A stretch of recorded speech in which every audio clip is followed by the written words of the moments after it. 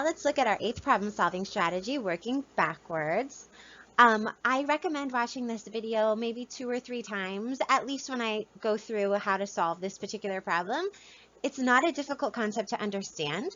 It's just the logic you need to really stop and think about and sort of piece together while we work backwards. So, maybe watch it 2 or 3 times and pause where you need to sort of think through how we're working backwards.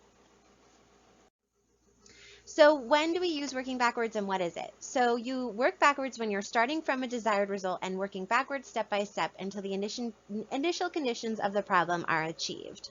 So basically, this is a great strategy for when you know the end result, you know what you want to end up with. And so you sort of work backwards from that end result to figure out how to get there. So let's take a look at a problem.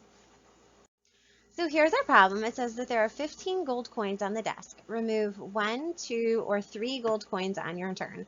The player who takes the last coin wins. So here are my coins. They're not all gold, but they'll work. I have 15 of them.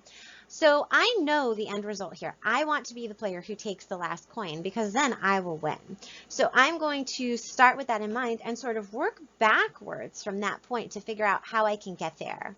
So if I want to take the last coin, I need to have 1, 2, or 3 left on my last turn so that I can take 1, 2, or 3 and be the person who takes the last coin and wins. How do I do that? Well, that means on my next to last turn, I have to leave 4 for my partner. Because whether my partner takes 1, 2, or 3, I'll be left with enough to take 1, 2, or 3 and win the game. Okay? So to leave 4 for my partner, I need to have 5, 6, or 7 left, right? Because then I can take 1, 2, or 3 and leave the 4 for my partner, okay? Well, how do I make sure that I have 5, 6, or 7 left? I have to leave 8. Because then no matter what my partner takes, whether he takes 1, 2, or 3, I'll be left with the 5, 6, or 7 that I need in order to leave 4. Okay, so how do I leave 8?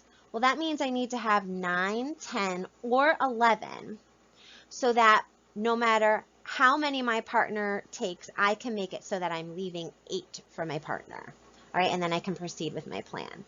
So how do I make sure that I have 9, 10, or 11? Well, I need to leave 12 because again, then no matter what my partner takes, 1, 2, or 3, I'll be able to make it so that I can leave 8 for my partner.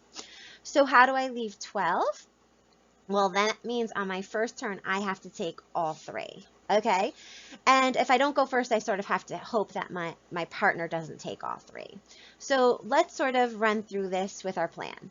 So let's say we go first, we take 3, okay? Well, then maybe my opponent takes 2, okay? So to leave 8 then, let's see how many do I have? I'd have to take 2. All right, so now I've left my opponent with 8. All right, so now let's say maybe my opponent takes 1. Well, then I know that in my next move I have to leave 4, so that means I need to take 3 away. And then no matter what my partner does, I will be left with the last coin and I will win. So if my partner takes 1, I'll take all 3. If my opponent takes 2, I'll take the last 2. And if my opponent takes 3, I'll take the last 1. So no matter what my opponent does, I will win this game. Okay? So of course, at the end, we always want to ask ourselves, was this a good problem-solving strategy? We have to make sure we talk about that 4th principle. We want to look back. That 4th problem-solving principle that Polly gave us. And I do think this was a great one because we knew what our end result was, so we worked backwards from there. And you want to be thinking about how could you use this in the elementary classroom. I think this problem really lends itself well towards group work, so you could definitely use pairings in the classroom to do this, have kids talking and playing the game and sort of seeing what they notice, and if they start at the end, how they can work backwards to get there. So this one I think really lends itself well towards group work and of course manipulatives, coins or whatever you have in the classroom that you can use to sort of give them as gold coins.